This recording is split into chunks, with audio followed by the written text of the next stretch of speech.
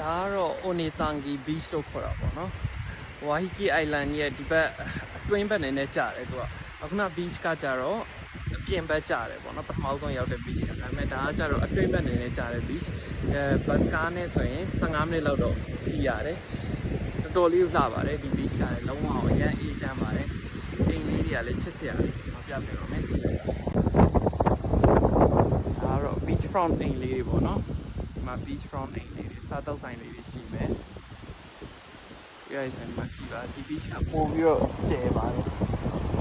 ပိုကြီးတယ်ပေါ့နော်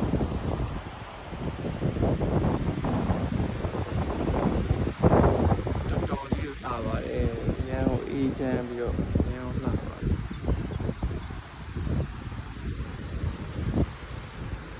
လေတော့နည်းနည်းတိုက်တယ်အဲဒါကြောင့်ဘယ်သူမှရေမကူးကြတာပေါ့နော်အေးတယ်ရာသီဥတုအဲဒါကြောင့်